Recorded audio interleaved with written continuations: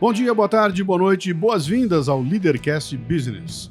Em parceria com a Andave, Associação Nacional dos Distribuidores de Insumos Agrícolas e Veterinários, ouvimos diversas vozes do agronegócio durante o Congresso Andave de 2024.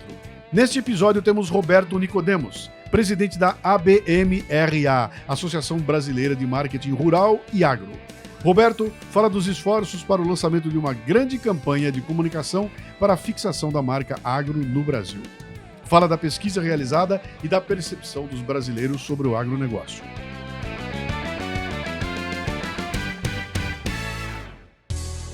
Muito bem, mais um Leadercast, diretamente do nosso super estúdio, no super evento aqui da Andave, cara, o Congresso Andave, que cada vez que eu venho ele tá maior, daqui a pouco não cabe mais, já vai virar o maior do mundo, mas tá sendo barato aqui. Eu tô fazendo meu MBA no agro, conversando com gente do segmento aqui, cada um é uma surpresa melhor que a outra aqui, né? A gente começa com 3 perguntas, que são as únicas que você não pode errar. O resto você pode chutar à vontade, essas 3 tem que ser na lata, tá bom? Perfeito. Seu nome, sua idade e o que você faz? Meu nome é Ricardo Nicodemos, tenho 56 anos e sou presidente da ABMRA, Associação Brasileira de Marketing Rural e Agro. Marketing Rural e Agro. Eu nem sabia que tinha marketing rural e marketing de agro, cara. O que define? Qual é a diferença dele para o marketing normal? Tem? Não tem. O que acontece é que nós congregamos os profissionais de marketing, os profissionais de agências e os veículos de mídia que atuam dentro do setor. Sim. E isso acontece há 45 anos. No último mês de junho, a ABMRA completou 45 anos. E o importante é que esse ecossistema da comunicação do agro, ele ajuda a melhorar o dia a dia dos profissionais. E aí nós estamos falando de profissionais das indústrias, nós estamos falando dos profissionais de comunicação, das agências e dos veículos de mídia. Vou contar um segredinho para você que está me ouvindo aí. A gente, quando começou essa série de entrevistas aqui, tinha aqui uma escala montadinha, as entrevistas do dia, e o Ricardo não estava escalado, né? Aí ele foi trazido até mim quando eu vi o que o bicho fazia e qual é a área que ele tá atuando, cara. Isso aqui pra mim foi música nos ouvidos. Falei, cara, segura que eu vou ter que conversar com você, né? Vou te explicar por quê. Eu não sou um cara do agro, eu sou um cara urbano, acabei entrando de cabeça no agro, porque fui fazer o circuito da ProSoja, acabei conhecendo um monte de gente, vi o agro como ele verdadeiramente é e vi que ele não tinha nada a ver com aquilo que me ensinavam lá fora, né? Eu sou o cara que, se bobear, eu tinha a cabeça feita pelas ideias, a narrativa que não tem nada a ver com a realidade do agro. E quando eu voltei, falei, cara, eu tenho uma missão. Eu não posso impunemente ficar ouvindo isso tudo sem dar o troco. Só que eu não sou o cara do agro falando para o urbano, eu sou o cara do urbano, né? E aí eu comecei a montar podcasts, fazer conteúdo a respeito, fiz uma série de lives e lancei um projeto chamado Comunica Agro. Comunica Agro é o nome dele. Onde eu comecei a fazer uma série de lives conversando com gente do agro e o tema era exatamente esse. Falei, cara, olha a situação que nós estamos, olha como a narrativa sobre o agro já não é mais uma questão de combate técnico, é um combate na área da cultura, é cultural, né? Usei como exemplo a escola de samba metendo a boca no agro, música metendo a boca no agro. E eu termino essa apresentação com um chamamento para dizer o seguinte, cara, o agro precisa reagir de alguma forma, ele precisa contar essa verdade. E eu usei como exemplo aquela campanha americana do leite, você lembra do Got Milk? Got Milk. Got Milk, né? Falei, cara, olha o que os caras fizeram lá, né? Qual foi o segredo ali? O segredo não foi o dinheiro para a campanha, não foi nem a sacada do Got Milk. O segredo é que toda a cadeia de produção do leite se juntou. Então tinha o dono da vaca até o cara que distribui o leite, todo mundo juntou sob coordenação de um organismo e ali promovendo uma campanha que mudou a história do consumo do leite lá. E eu termino fazendo uma provocação, né? Vem cá, quem é essa entidade que vai gerenciar essa questão no Brasil? E na conversa com vários segmentos, eu vi claramente que essa cadeia brasileira ela não se junta para combater o inimigo comum, né? Cada um está cuidando do seu. Então, os altos produtores estão cuidando de uma coisa, o agricultor de outra coisa, o distribuidor de outra coisa, e eles não estão em conjunto atacando o problema, né? Estou te falando de uma realidade de 2 anos atrás, 3 anos atrás, né? E, para minha surpresa, você tem 45 anos de entidade, né? Cuidando exatamente daquilo que eu estava chamando a atenção ali. Onde é que o bicho pega, cara? Por que nós chegamos nesse ponto de o agro apanhar durante tanto tempo sem revidar? Bom, Luciano, você deu uma bela pincelada, uma bela sintetizada, e talvez eu vou complementar um pouco sobre toda essa história. Nós, há 50 anos, você já deve ter ouvido muito isso, há 50 anos, o agro era nada. Sim. Nós tínhamos dificuldade, inclusive, de produzir para alimentar a nossa população. Éramos grandes importadores de grãos, grandes importadores de proteína, especialmente de carne bovina. Até ilustro um pouco uma história que há algumas décadas, nós acabamos importando carne que veio de Chernobyl. Eu lembro. E isso virou... Carne contaminada. Essa era a realidade há 50 anos. Uhum. E grandes cabeças, empreendedores, números, Roberto Rodrigues, Alisson Paulinelli e outros tantos, sim, decidiram e se juntaram com produtores, com órgãos de pesquisa como a Embrapa, a indústria. Há de se fazer justiça no sentido de dizer que a indústria teve grande participação nisso. E esse conjunto, esse grupo, virou a chave, virou o jogo. Então, há 50 anos, nós éramos um país importador, e hoje nós somos um dos grandes players mundial do agronegócio. Isso só em 50 anos, porque quando você fala 50 anos, para mim, para você é muito, mas quando você diz uma nação, 50 anos é menos de uma geração, ainda você não atingiu uma geração. Muito bem, só que renegaram o marketing e a comunicação. É como se nós tivéssemos uma bela indústria que investiu muito no desenvolvimento, em tecnologia para desenvolver o melhor produto, e tem o melhor produto, mas nunca comunicou isso. Sim. Nem no Brasil e nem fora. E aí muita gente diz que o agro não sabe se comunicar. Essa não é uma verdade absoluta. O agro sabe se comunicar muito bem. Haja vista que é o único setor, que você tem 6 emissoras de TV. Emissoras dedicadas 24 horas a transmitir programação sobre agropecuária. 6.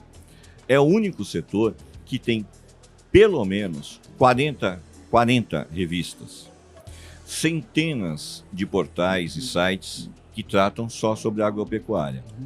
Portanto, não dá para falar que o agro não sabe se comunicar.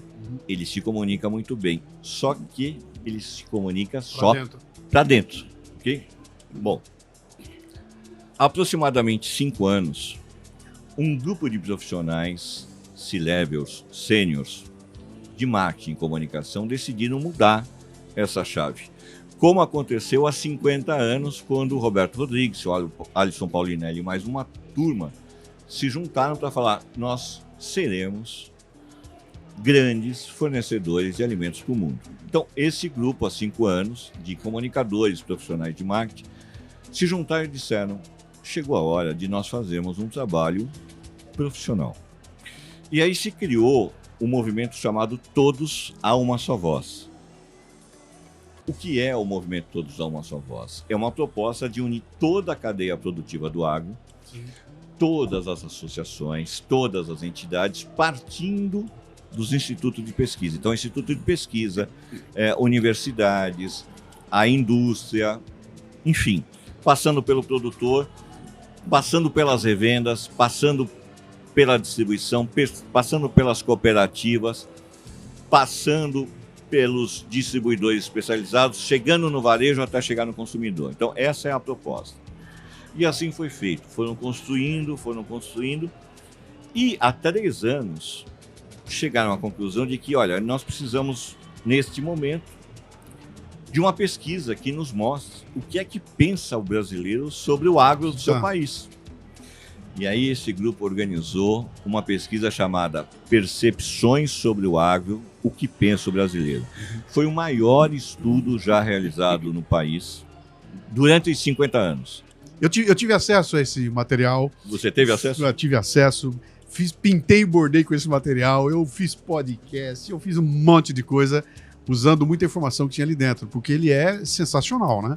É o maior estudo. Ele classificou todos os estratos da sociedade, todos os estados do país, e todos os perfis. Então, jovens, mulheres, homens, trabalhadores, empresários, enfim. E foram 5 fases. Na primeira fase, foram feitos estudos de caso. Então, quando você citou agora há pouco o Got Milk, eu vou te dizer que eu conheço muito bem esse processo. Sim. O projeto Got Milk, assim como o Avocados from México, Café Juan Valdez e outros tantos, porque nós fomos estudar com profundidade esses cases. Bom, dito isso, a partir dessa pesquisa, nós começamos a desenhar um projeto chamado Projeto Marca Agro do Brasil. Então, pera, só um segundinho, para todo mundo entender aí. Essa pesquisa é sensacional porque ela mede a qualidade das menções, né? Exato. Quantas menções positivas, quantas menções negativas, e você consegue estratificar por idade, por sexo, onde é que segmento, então, que segmento fala bem, que segmento fala mal, quanto tem de ignorância. A pesquisa é muito grande, né? E eu viajei nela, né? Achei muito legal. Vamos dividir um pouco com a tua audiência 3 informações dessa pesquisa, 3 informações extremamente importantes e que mudaram a mentalidade de todo mundo. A primeira delas, quando nós saímos a campo, o setor, todo mundo dizia que o brasileiro não gosta do agro. Essa era a voz corrente. Sim. E a pesquisa colocou isso abaixo, porque a pesquisa nos mostrou que 7 a cada 10 brasileiros têm uma posição positiva em relação ao agro. E o que significa isso? Que o brasileiro está aberto a ouvir as histórias do agro. Essa é a primeira informação importante. A segunda informação muito importante. O agro é um dos setores mais admirados pelo brasileiro. É a segunda informação mais importante. Agora, a terceira, e essa sim foi preocupante, é que eu disse a você que 7 a cada 10 tem uma posição positiva, ok? Só que 3 a cada 10, ou seja, 30%, se declara desfavorável ao agro. Sim. E desses 30%, 51% são jovens com idades entre 15 e 29 anos. Cabeça feita. Ou seja, a nossa juventude... Quanto que percentual que é? 51% dos 30% Sim. que se declaram desfavoráveis ao agro. E o outro 50% deve ser os professores que estão ensinando. Provavelmente. Os militantes que estão fazendo a cabeça dessa molecada aí. 49% são outras faixas etárias, enfim, outras posições. E isso nos chamou a atenção, e isso foi um dos drives que nós utilizamos para construir o projeto Marca Agro do Brasil. Sim. Ou seja, os nossos jovens hoje, que amanhã serão líderes, que amanhã serão os grandes consumidores, hoje se declaram desfavorável ao setor que é a locomotiva da economia do país. E o pior, é o que provém o alimento, que provém a matéria-prima para quase tudo do nosso dia a dia. Então, tem uma tentação muito grande de ouvir esses seus números aí e falar, não, cara, mas peraí, 50% de 30% é 15%, cara. Então, significa que 85% é a favor, só 15% são contra. Isso não tem problema nenhum.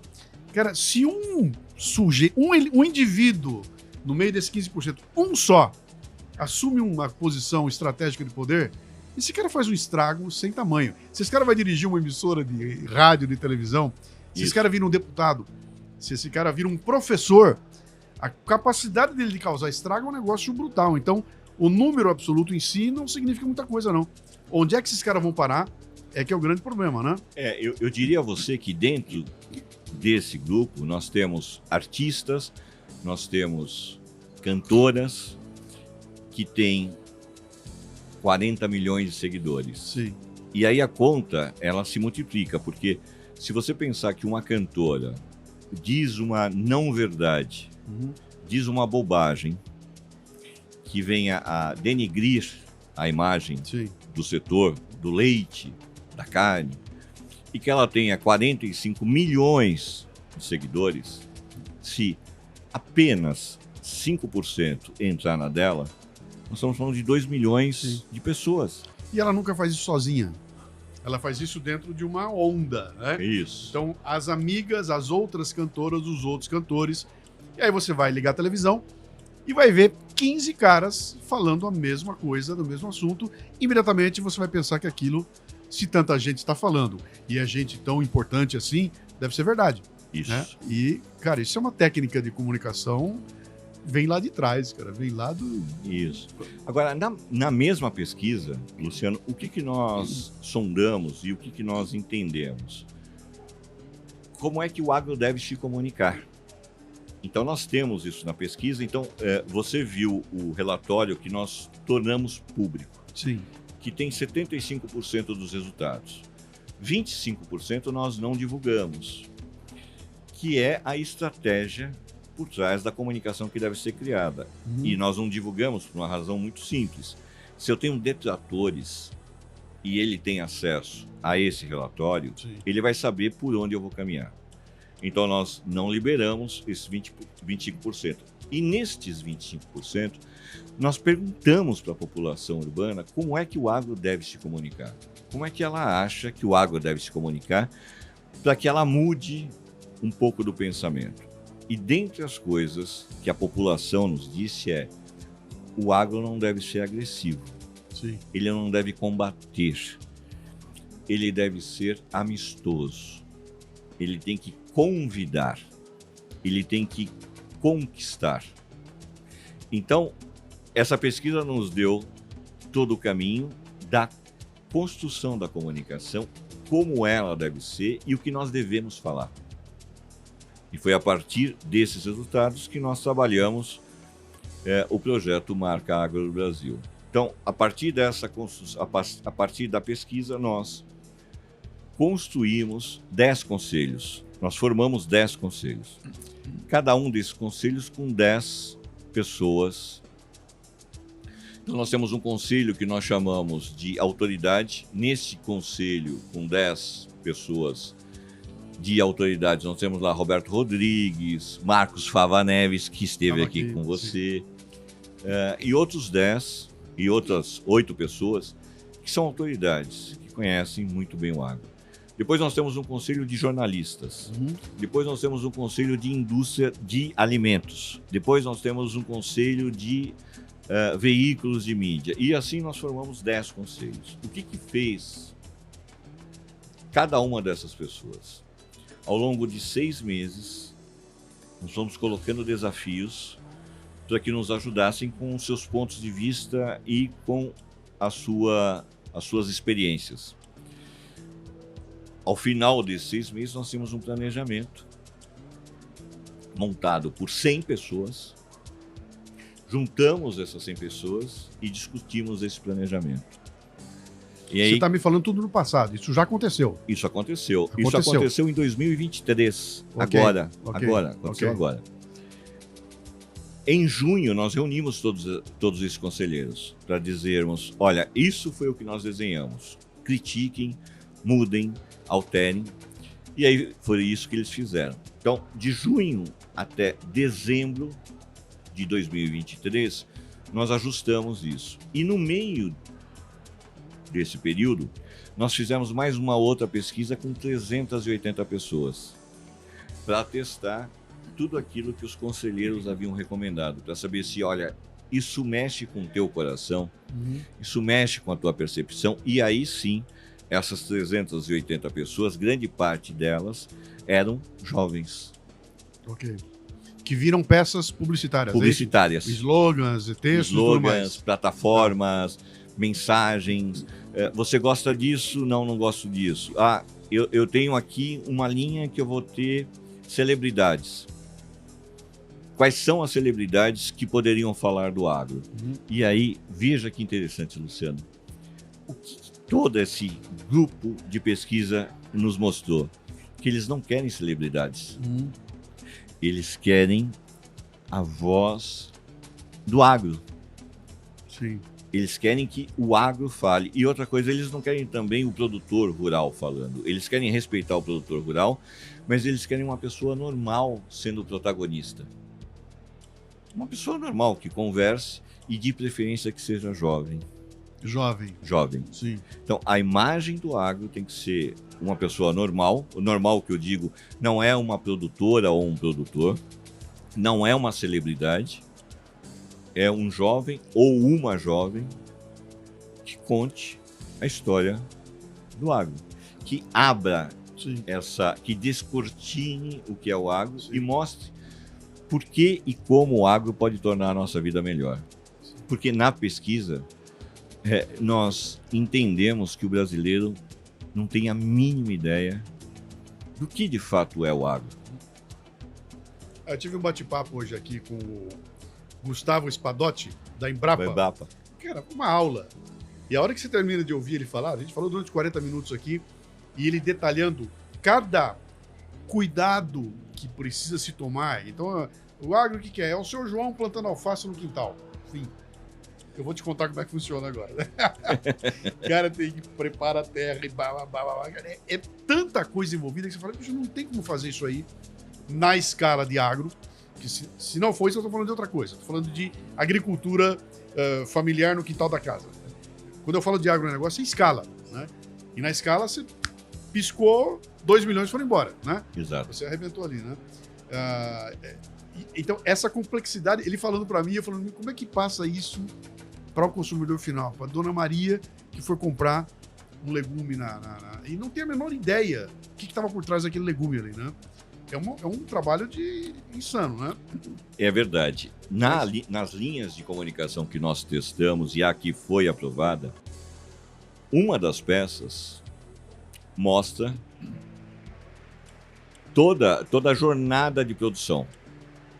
E o que é interessante de toda essa história é que quando o brasileiro vê, por exemplo, como vem o café do dia a dia, da onde vem e como ele vem, de uma forma criativa, evidentemente, nós estamos falando aqui de uma forma criativa, mas quando ele se dá conta de como o cafezinho é produzido, e mais do que isso, quando ele se dá conta de que há uma família no campo, cuidando da família dele, quando você faz essa conexão e coloca a tecnologia e a inovação como base dessa história, mas você torna ela humana, sim. Cara, isso muda absolutamente todo o cenário. E você contextualiza as coisas. Exato. Eu usei como exemplo, quando eu estava conversando com o pessoal, o vinho, né? O vinho. Tomar vinho não é tomar vinho. Tomar vinho é um acontecimento, cara, é um evento. Desde pegar a garrafa, olhar o númerozinho, bota a rolinha, cheira, não sei o quê. Tem toda uma função em torno do vinho que é capaz de fazer com que você mude o sabor do vinho ao entender o que eu tô tomando, né? De onde veio, né? Tem um pessoal de café, que foi meu patrocinador durante um bom tempo. Vero Café é o nome, com 2 Os, Vero Café. É um grupo de garotos, eles viajam o Brasil inteirinho e visitam produtores de café em vários lugares e vão conhecendo o café que sai dali. E dali eles compram uma batelada e ensacam aquilo e entregam como assinatura para você o café. Mas junto com o café vem a história dele, de onde veio, quem colheu, como é que aquilo compõe. E você, ao entender o que você está tomando, muda o sabor do café, né? Então, o que houve? Não é mais um produto frio, cara. Tem história, tem emoção, tem valor. E isso é criação de valor para um produto que fora dali é uma commodity, né? Café é café. mas ali eles criam valor. Então, acho que tem a ver com o que vocês estão fazendo. É, exatamente isso. Quando você mostra para o consumidor que está desatento, o que eu tenho dito é que o agro, de tão grande, ele se torna invisível para algumas pessoas. Sim. Então, você precisa contar essa história, porque quando você não conta essa história, alguém faz isso por você e da maneira com que acha ser mais conveniente. E aí você tem todos os interesses envolvidos. Por isso que nós falamos e por isso que nós estamos nesse movimento falando com todas as associações de indústrias, com grandes companhias, porque as marcas, as indústrias, as associações que ajudarem a fazer com que a população urbana sinta orgulho do agro do seu país, terá a gratidão de todos os produtores para sempre. Porque nós também perguntamos para os produtores qual era o sentimento que ele tinha em relação à população urbana, o que é que ele achava que a população urbana pensava dele. E a autoestima do produtor, ela está lá embaixo. Porque o produtor, ele pensa não ser reconhecido pela população. É diferente de outros países. Em outros países, o produtor rural, ele é considerado um herói. Ele tem esse reconhecimento. E o que nós fazemos? O que nós estamos fazendo? Nós dizemos o seguinte, que o brasileiro, toda quarta e todo domingo, ele, grande parte, e de 4 em 4 anos, ele se põe à frente da televisão para assistir o seu time de futebol. De 4 em 4 anos, o país para assistir a Copa. Sim. Você pode não gostar de futebol, mas de 4 em 4 anos, você dá uma paradinha para ver a tua seleção. E por que nós não valorizamos aquela família, aquele produtor ou aquela produtora que está na lida o dia a dia, 7 dias por semana, 365 dias por ano, porque o agro não para. Não é como uma empresa que você desliga as máquinas. O feriado, né? Vamos parar o feriado aí. Fim de semana. Eu vou emendar. Natureza, por favor, não chorra no sábado e no domingo. Cara, não existe isso. Ô, gafanhoto, não vem aqui que hoje é sábado, tá? Pois é, e dependendo do que é da cultura que você trabalha ou do que você faz. Por exemplo, produtor de leite.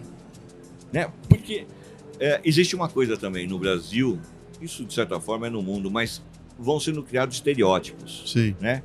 As pessoas acham que o leite vem da caixinha. Né? Só que, de certa forma, quando eles descobrem, por exemplo, que hoje você tem tecnologia aplicada, eles acham que todos os produtores lá têm aquela mundaréu de vaca e que é tudo ordenhada mecanicamente. E não é.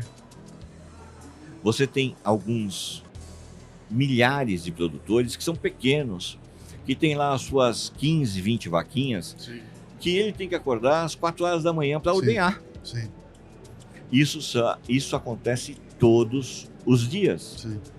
Porque se ele não acordar, ou a esposa dele não acordar, ou os filhos... O leite não vai sair de graça. Não. Exato. Essa campanha que vocês estão montando aí, tem previsão? Quando é que isso vai... Quando é que nós vamos ver isso? Quando nós estamos nesse momento agora na fase de captação de recursos. Então vocês estão visitando a cadeia toda? Sim. E mostrando para eles. Mas já, você tem um plano de mídia, já tem um plano definido. Tudo definido. Sabe quanto vai custar uma campanha como essa? Tudo vai custar. Quanto tempo vai ficar no ar? O que nós construímos? Esse não é um projeto de comunicação meramente. Sim.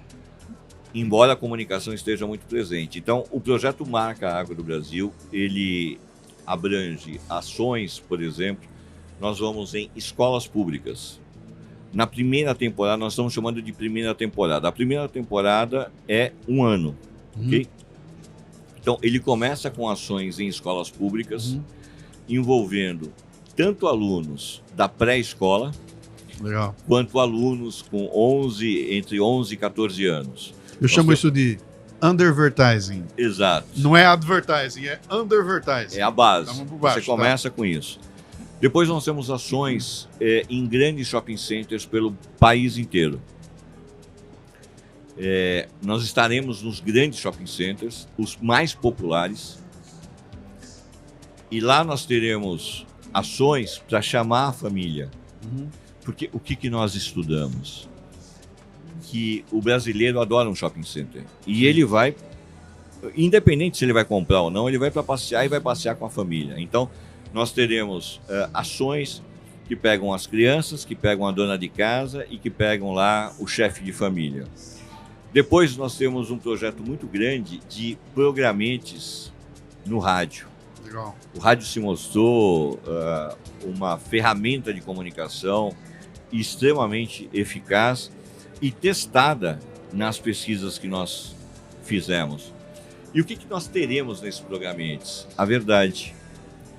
Imagina você, a dona de casa está lá fazendo o trabalho dela, na rádio preferida dela, e entra o locutor dizendo o seguinte: olha, eu queria te contar uma coisa, você sabia que o Brasil é o único país que faz até 3 safras, por exemplo?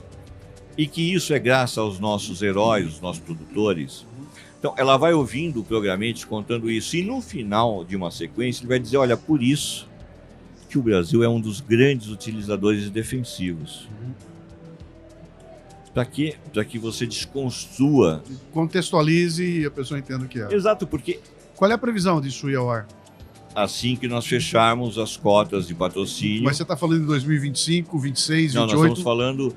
Nós acreditamos piamente de começarmos o projeto ainda em 2024. Pelo menos todos com os quais nós temos conversado têm se mostrado extremamente solícito e, o principal, é o único projeto apoiado em um estudo realmente científico, utilizando metodologia internacional, que diz o seguinte: qual é o risco do teu investimento não dar resultado?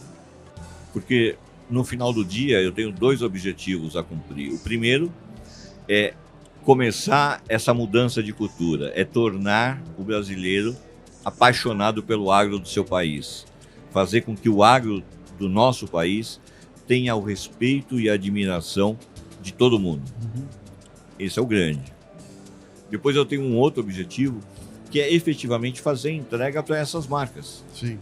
A marca que está apostando, a marca que está apoiando, ela tem que ter esse respeito, essa consideração dos produtores. E nós testamos isso. Esse Legal. É o ponto. Muito bom. Precisa botar podcast nesse pacote aí, cara. Ele tem. Tem que ter podcast. Ele tem podcast. Porque, e eu diria a você o seguinte, quando nós falamos de comunicação, sim, o que é que nós entendemos? Que esse é um projeto multicanal, esse é um projeto cross-mídia. Mudou completamente, né? Exato. Não dá pra... Vou falar um negócio que eu ouvi num grupo, tá? Vamos patrocinar o churrascão do Faustão. Não, bicho. Vamos botar uma vinheta na Globo, Agro é Pop? Não. Não. O dinheiro que se gasta ali, gastado no undervertising, nesse trabalho de one-to-one, de formação de base, e paciência. Isso. Paciência, porque isso vai dar resultado daqui a algum tempo, né? O importante é ter alguma ação, né? E mais importante ainda é vocês terem um sistema, uma central de criação de conteúdo que abasteça gente como eu. Isso. Entendeu? Me abasteça, me dá as historinhas aqui para eu poder divulgar, entendeu? Eu tenho mais duas grandes frentes nesse projeto que eu ainda não te contei. Uma é um hub de conteúdo. Legal. Com aproximadamente 12 profissionais que trabalharão exclusivamente para o projeto. E dentre esses 12 profissionais, nós temos um especialista em metodologia de ensino. Legal. O que significa isso? Que esse profissional vai orientar o seguinte: o mesmo conteúdo. Nós falamos, por exemplo, de defensivo agrícola, mas poderia falar sobre sustentabilidade, sobre, enfim. O mesmo conteúdo será formatado para criança, para jovem e para adulto. Legal. Significa dizer o seguinte, que quando eu falo com uma criança, como é que eu digo para uma criança sobre defensivo? Como é que eu falo com um jovem? Eu vou para aquela rede das dancinhas, eu vou falar com eles. Então, nós teremos um hub de conteúdo que abastecerá. E o segundo é que nós temos uma frente dedicada só para jornalistas. Então, nós temos concursos para estudantes de jornalismo do sexto ano. Então, enquanto o cara ainda está estudando, eu vou estimular para que ele vá a campo, entenda o quanto o nosso agro hoje é sustentável. Sim. E começo a preparar uma nova geração de jornalistas para ocupar o mercado. Quer dizer, começo a construir isso. Que não sejam ignorantes. Exato. No bom sentido da palavra, né? Ignorante de ignorar o assunto, pelo menos sabe do que está falando. Né? Exato. Legal. Ou fale a verdade. Sim. Né? Ele precisa falar a verdade. Mas aí tem outro componente, né? Você está lidando com ideologia e tudo mais. Vou te dar um convite, cara, para você ouvir os 8 episódios do meu podcast Café com Leite, que foi feito para famílias com crianças de 4 a 8 anos. E nesses 8 episódios eu conto o que é o agronegócio e 2 deles eu abordo defensivo agrícola. Olha só. Falo de veneno para criança. Cara, ficaram sensacionais os programas. Numa linguagem que a garotada tá ouvindo, aprendendo o ovo que eu como, a roupa que eu visto, entendeu? Tudo assim, mostrando a importância do agro no dia a dia. E no final eu vou para cima do veneno. Tem veneno na comida? Vamos entender o que é isso. Ficou muito legal. E tive essa preocupação de falar numa linguagem que a criançada... Sensacional. Discute, e eu né? vou ter muito interesse e muito prazer Sim. em ver esse material. Porque, por exemplo, para as crianças, especialmente, o que nós já desenvolvemos? Nós desenvolvemos uma trupe de personagens chamada O Reino de Agros, em que nós temos a família real e toda a população do Reino de Agros vive com base na agropecuária. Então, eles enfrentam os desafios porque eles querem concorrer ao título de celeiro do mundo. Entendi. E para que eles consigam conquistar o título de celeiro do mundo, eles precisam passar por 7 desafios. Então, esses 7 desafios são o dia a dia do produtor rural. Enfim, aí, dentre esses personagens, nós temos um que é do mal. Sim. Que planta notícia falsa. Cara, tomara que vocês consigam contar as histórias, né? Porque nós estamos numa guerra de narrativas interminável. Alguém precisa contar as histórias boas, né? E pelo que você está contando aí, parece que tem bala na agulha. Eu tô curiosíssimo para ver esse material e para ver isso aí no mercado, cara. Ver essa coisa andando aí, viu? Não, nós marcamos e eu vou te dar as bases desse projeto. Eu vou encaminhar as bases do projeto para que você conheça as bases da construção. Sim. Como eu, tem um monte de gente aí disposta a servir como canal de divulgação, cara. Sim, vamos trocar uma ideia assim.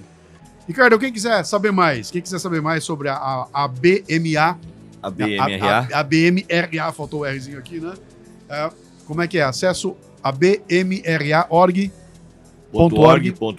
Ok. Também nos acompanhe nas redes sociais, nós estamos em todas as redes sociais. @ABMRA. @ABMRA. Tá. Vão nos encontrar. Sim. E lá nós temos divulgado muita informação, os cortes das nossas pesquisas, como nós estamos avançando, enfim. Legal. Nosso papel é reunir. O que eu tenho dito? Que nós temos uma grande ponte para transpassar esse mar que foi criado. Sim. E que cada um colocando um tijolinho, nós chegamos do outro lado. Vamos rapidinho. Eu vou fazer uma referência, vamos ver quem vai pegar. The winter is coming, my friend. Nós temos que nos preparar para eles aí. Okay. Muito obrigado pela visita, cara. Sensacional. Muito obrigado pelo convite. O Brasil precisa desse trabalho aí. Todos nós precisamos. Obrigado.